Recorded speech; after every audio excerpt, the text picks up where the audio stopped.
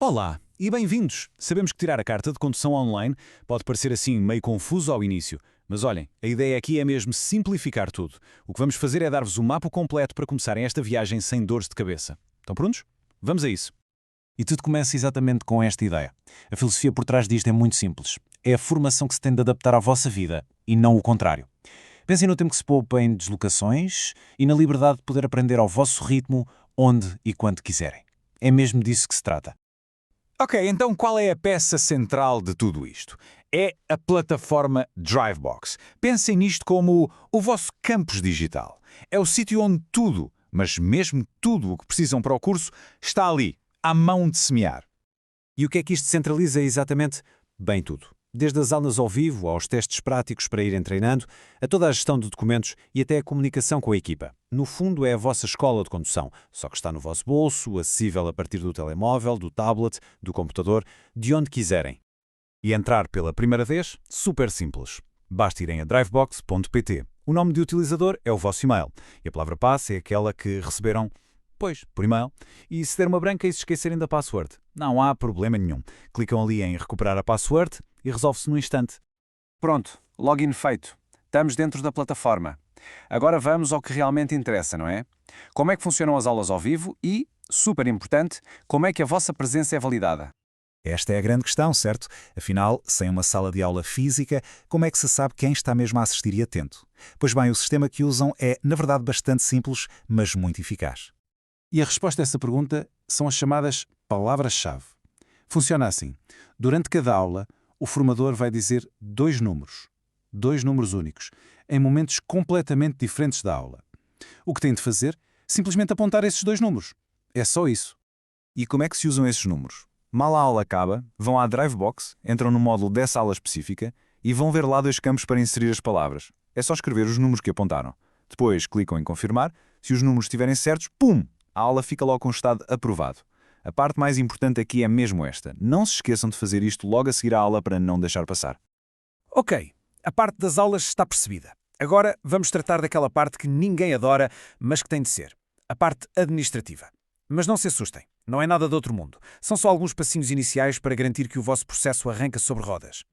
E a primeira coisa que têm de saber é que não estão sozinhos nesta parte burocrática. Cada pessoa tem um gestor do processo atribuído. Pensem nesta pessoa como o vosso anjo da guarda administrativo. É quem trata de toda a papelada, dos contratos e até da marcação dos vossos exames. Então, para porem tudo a rolar, há 4 coisinhas essenciais a fazer logo no início. Primeiro, vão à secção Secretaria e vejam quem é o vosso gestor. Depois, em documentos, têm de carregar uma cópia do cartão de cidadão. A seguir, o contrato. Fazem o download, assinam e voltam a carregar para a plataforma.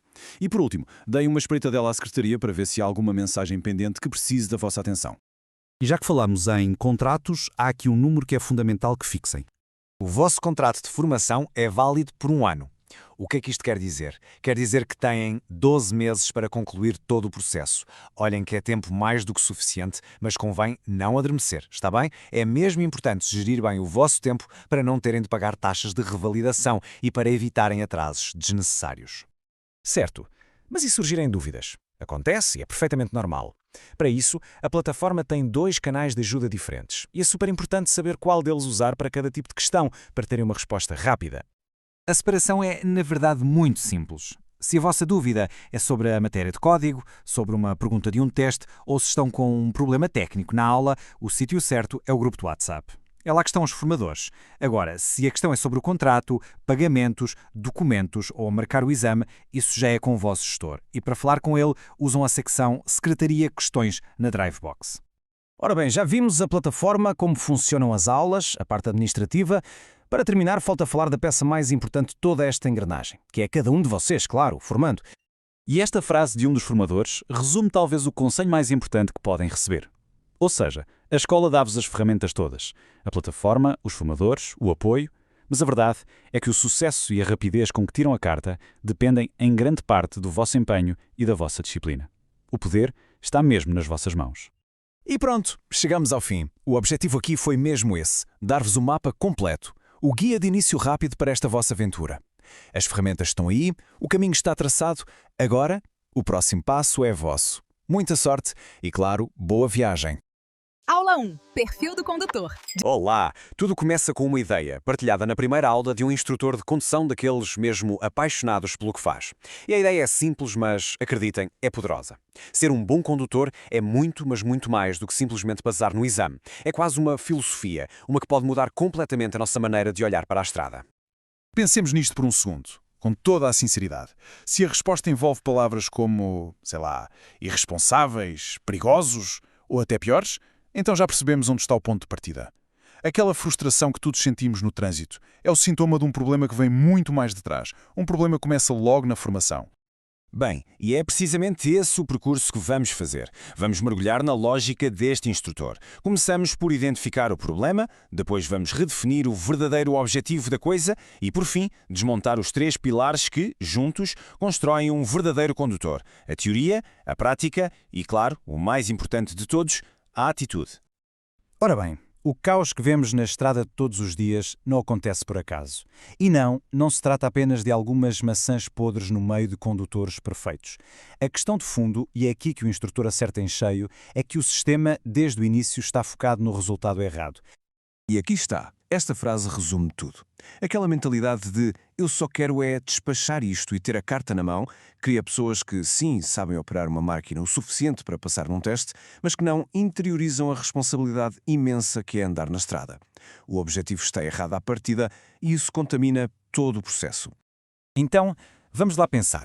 Se o objetivo final não é só ter o cartão de plástico, qual é o verdadeiro valor daquilo que se paga numa escola de condução? A resposta a esta pergunta, garanto, muda completamente a forma como olhamos para este investimento. Quando se faz esta pergunta, a resposta é quase sempre automática. 600, 700 euros. Mas o instrutor decompõe este custo de uma forma muito reveladora, que nos mostra onde é que o valor está mesmo. Olhem bem para isto, é tão simples e tão claro. O documento físico, o cartão em si, custa 30 euros. O resto, os mais de 600 euros, isso é o pagamento pela formação, pela educação, pelo conhecimento. Portanto, ninguém está a comprar um cartão. Está-se a investir em saber para a vida inteira.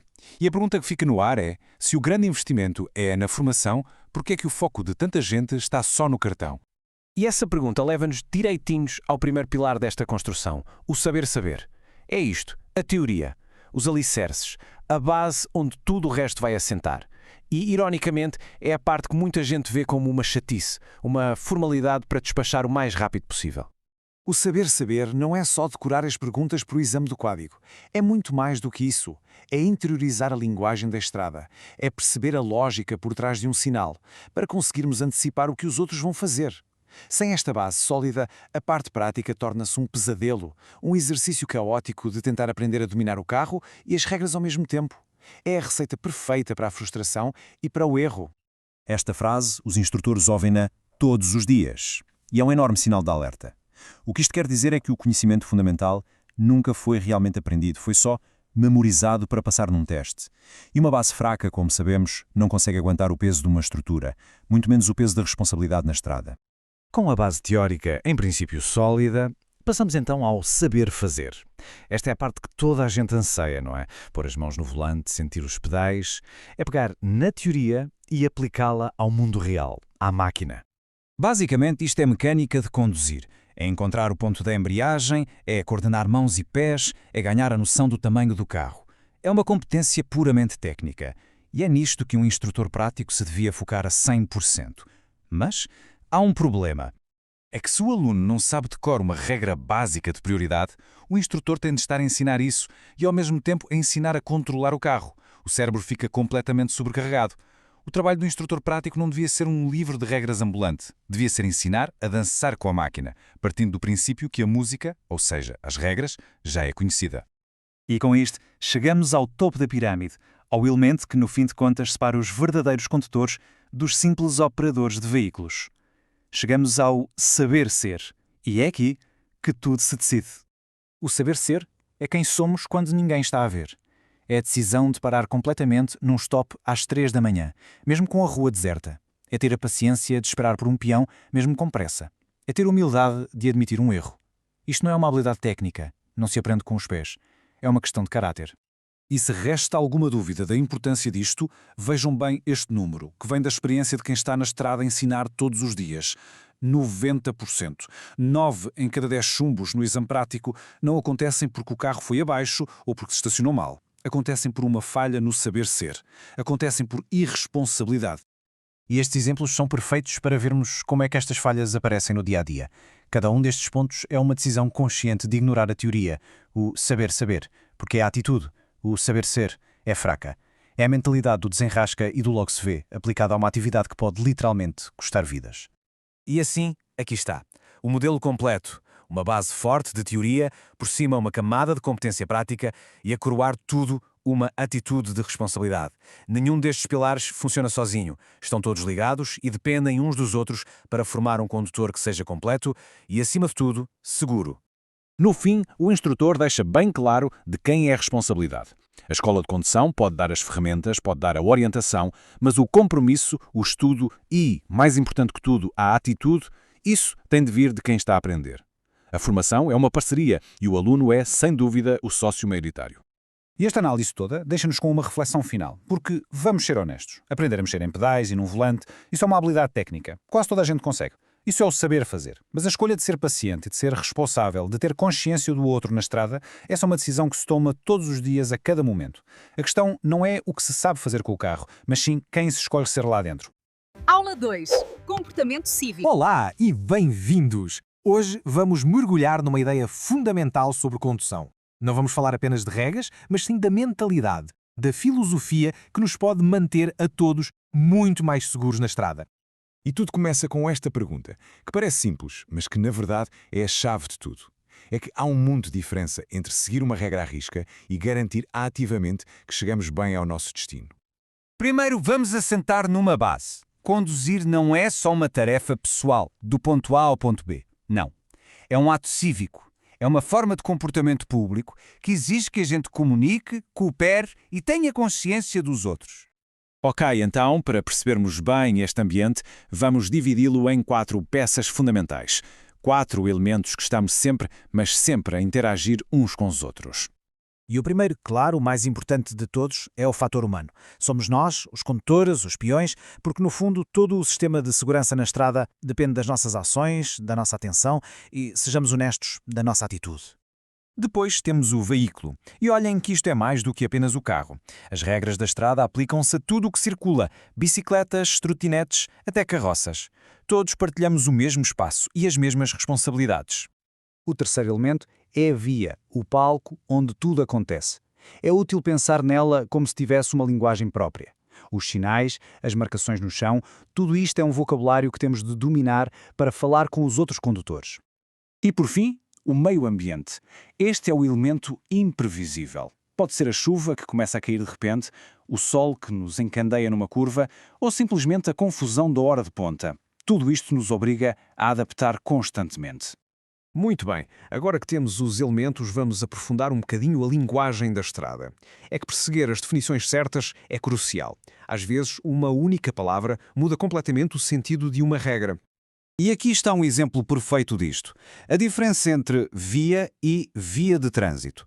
Parece um pormenor, mas não é. A via é tudo, o espaço completo de um lado ao outro, incluindo os passeios. Já a via de trânsito é apenas a faixa por onde circula uma fila de carros. Confundir isto pode levar a erros de interpretação muito perigosos. E para completar o puzzle temos estes componentes. A faixa de rodagem é onde andam os veículos. A berma ou o passeio é o espaço seguro para os peões. E o eixo da faixa de rodagem, bem, essa é a linha imaginária ou não que nos separa do trânsito que vem em sentido contrário. Ok, agora vamos mudar de agulha. Deixamos a parte mais técnica e entramos na mentalidade, na atitude. E vamos falar do princípio que se calhar é o mais importante de todos para evitar acidentes. Há uma analogia que resume isto de forma genial. O pisca é como a RTP1, vem sempre primeiro. Quer dizer, a comunicação da nossa intenção não é um detalhe, não é algo que se faz durante. É a primeira coisa a fazer, antes de travar, antes de virar. Primeiro, comunicamos. E isto devolve-nos àquela pergunta inicial. Ter a lei do nosso lado, ter prioridade num cruzamento, será que isso é uma garantia de segurança? Será que isso nos protege de alguma coisa? A resposta está nesta frase. É a ideia mais poderosa de toda esta lição. A prioridade não é um direito absoluto. É uma regra de gestão de trânsito, não um escudo protetor. Mesmo quando a razão está do nosso lado, a nossa principal obrigação é evitar a colisão. E é daqui que nasce a condução defensiva. Não é uma técnica, é uma filosofia. É cooperar, é garantir que somos vistos, é ter empatia e, acima de tudo, é partir do princípio de que os outros vão, inevitavelmente, cometer erros. Vamos então fazer um pequeno teste, um exercício mental muito rápido para perceber como é que isto funciona na prática. É muito simples, mas muito relevador. Imaginemos o cenário mais comum do mundo. Estamos ao volante, na posição do condutor a seguir numa estrada com prioridade. À nossa direita, noutra rua, o condutor B tem um sinal de stop. A pergunta é esta. Nessa fração de segundo, ao aproximarmos-nos do cruzamento, o que é que a nossa mente deve esperar que o outro condutor faça? Qual deve ser a nossa expectativa? E, basicamente, há duas respostas possíveis. A mentalidade baseada nas regras diz: eu espero que ele cumpra o stop, claro. Mas a mentalidade defensiva diz outra coisa. Diz: eu espero que ele se engane. Espero que ele não pare. E aqui está o clique. Se partirmos do princípio que o outro vai cumprir a regra e ele não cumpre, temos um acidente. Mas se partirmos do princípio que ele vai cometer o erro, que ele não vai parar, o que é que fazemos instintivamente? Levantamos o pé do acelerador, preparamos-nos e evitamos o acidente. Essa é a essência da condução defensiva. Então, para fechar, o que é que retiramos disto? Que conduzir é um ato social, que o elemento mais falível e por isso mais importante somos nós, os humanos, que a prioridade é uma ferramenta, não uma garantia, e que a segurança a sério vem de antecipar o erro do outro. Fica então esta reflexão.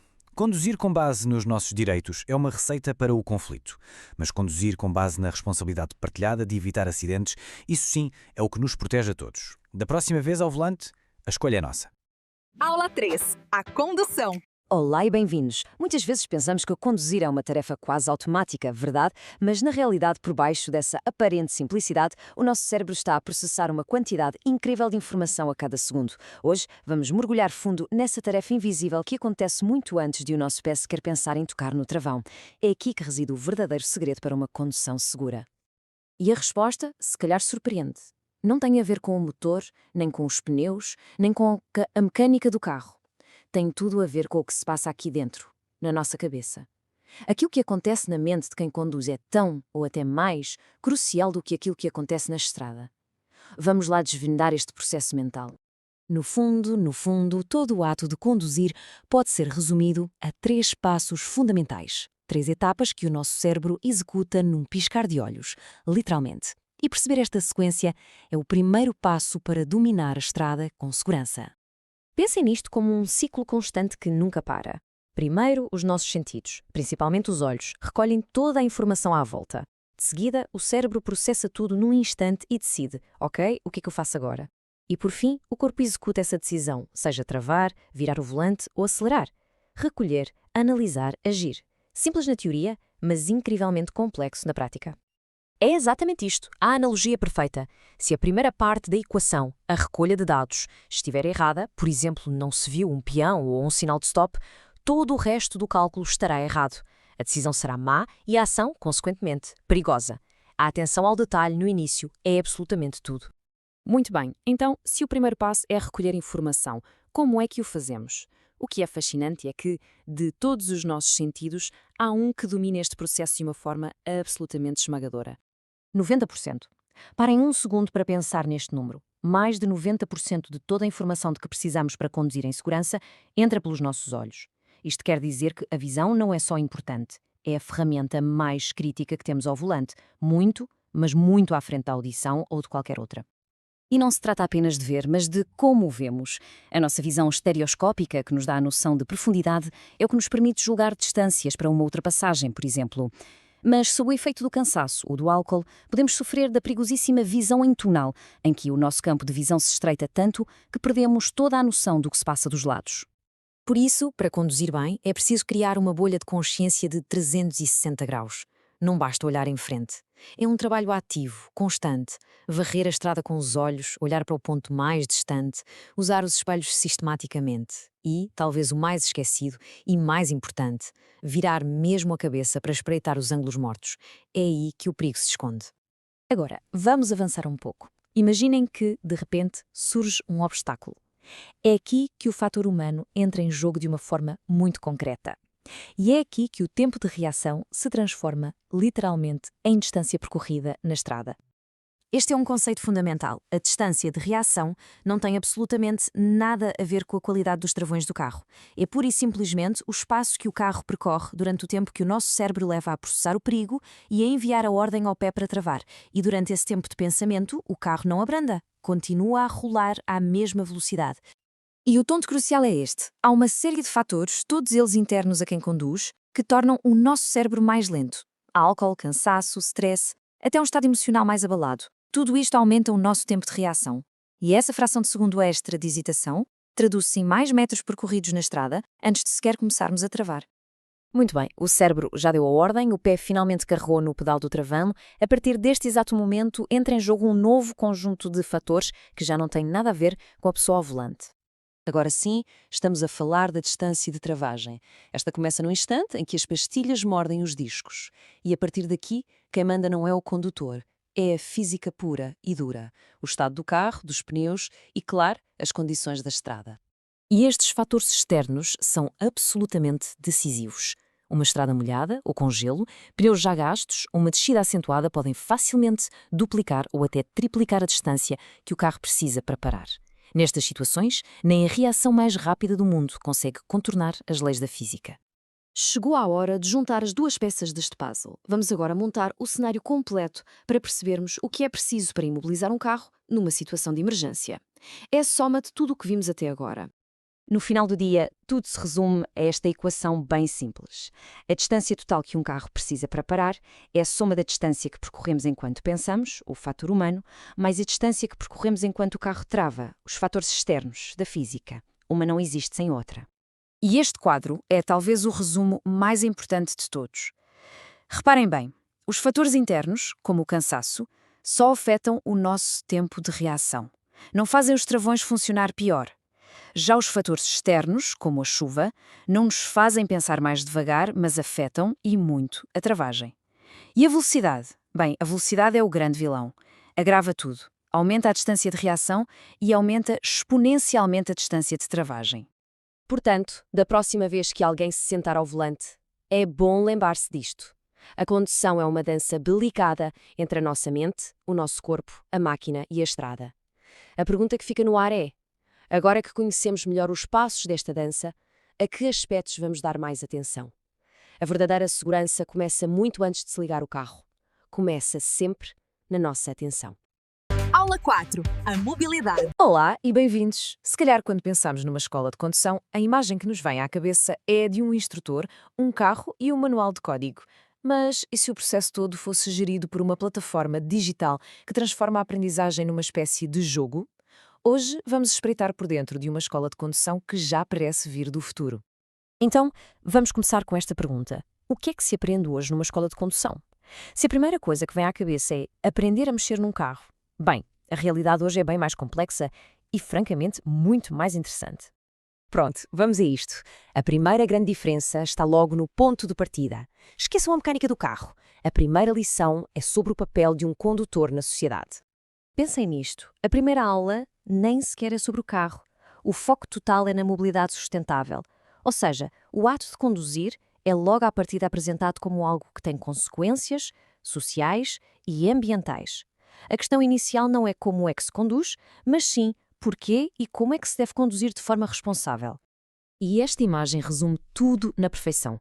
É a escolha fundamental que é apresentada logo do início. De um lado temos o condutor agressivo, gasta mais combustível, polui mais, cria mais riscos. Do outro, o condutor defensivo, aquele que pratica uma condução económica que reduz a sua pegada ambiental e que, claro, aumenta a segurança para toda a gente. Então, como é que isto se traduz na prática? Bem, a chamada ecocondução assenta em 3 pilares muito simples. Primeiro, o estilo de condução, ser suave, manter uma velocidade consistente. Depois, a manutenção do veículo, para garantir que está a funcionar da forma mais eficiente possível. E, por fim, os pequenos hábitos do dia-a-dia, como desligar o motor em paragens mais longas. São coisas simples, mas que juntas têm um impacto enorme. Muito bem. Mas como é que todo este currículo moderno é ensinado? A resposta, como vamos ver, está numa plataforma. Uma plataforma totalmente digital e muito, muito estruturada. Chama-se Drivebox. E o que é isto? É, no fundo, a sala de aula digital. Pensem nela como o cérebro de toda a operação de aprendizagem. É aqui que cada pessoa gera todo o seu percurso, desde a lição do dia até à marcação do exame final. E a plataforma tem uma regra de ouro, é de propósito muito rígida. O processo é sempre o mesmo. Aceder à lição, ver o vídeo, apanhar umas palavras-chave para provar que se esteve atento e, o mais importante de tudo, só se pode fazer uma lição por dia. É um sistema pensado para criar um ritmo, para que ninguém tente fazer tudo à pressa. E é agora que a coisa fica mesmo interessante. Porque a plataforma transforma isto tudo numa espécie de jogo. Um jogo com regras, com penalizações e com uma forma muito clara de progredir. A filosofia por detrás disto tudo está, aliás, bem resumida nesta citação da fonte original. O objetivo é forçar a prática dos testes. A ideia é mesmo essa, garantir que o material é dominado antes de se poder avançar. E para isso, usam-se penalizações como um incentivo. Exato, o progresso não é nada automático. Depois de ver a aula e de colocar as palavras-chave, o sistema desbloqueia uma avaliação. E é obrigatória. Cada lição só fica concluída depois de se passar num teste sobre aquele tema específico. E se alguém falhar? Bem, as consequências são imediatas e estão aqui bem claras. Errar mais de 3 perguntas significa que a conta fica bloqueada para aquela lição. Existe uma maneira de dar a volta a isso, mas o sistema de responsabilidade é implacável. E qual é a penalização? São 48 horas. É isso mesmo. Durante 2 dias inteiros, não é possível repetir aquela avaliação. É um tempo de castigo, digamos assim, que força uma melhor preparação para a próxima tentativa. Mas, e há sempre um mas, é aqui que entra o incentivo financeiro. Por 2 euros, é possível saltar essas 48 horas de espera e tentar de novo imediatamente. Isto é um elemento de gamificação claríssimo, que adiciona uma camada de estratégia a isto tudo. Atenção, há aqui um pormenor muito importante. Reparem, chumbar na avaliação de uma aula não impede de se ver a lição do dia seguinte. O curso pode continuar a andar para a frente, mas mais cedo ou mais tarde vai ser preciso voltar atrás e passar naquela avaliação que ficou pendente. Ok, já vimos as peças do puzzle. Agora vamos recuar um pouco para ver o quadro completo. Como é que tudo isto se junta na jornada total até se conseguir passar no exame de código? E esta linha do tempo mostra-nos o caminho todo, passo a passo. Começa-se no dia 1, com uma lição gravada por dia. Pelo meio há avaliações internas para testar os conhecimentos. No fim, uma avaliação final. E há uma data limite para ter tudo pronto. Só depois de tudo isto é que se pode pedir o exame de código oficial e, claro, faz-se isso na própria plataforma. E lembram-se daquela data limite? Pois, a responsabilidade é levada a sério e há consequências financeiras. Quem falha ao prazo, por exemplo, paga 10 euros para estender o curso por mais 15 dias. É mais um empurrãozinho para manter o compromisso. E quando o curso teórico está finalmente concluído? Bem, a plataforma continua a ser o centro de tudo. É por lá que se fala com o gestor, se confirma que os documentos estão todos em ordem, se pede formalmente o exame e, por fim, se marca a data. E isto leva-nos à pergunta final.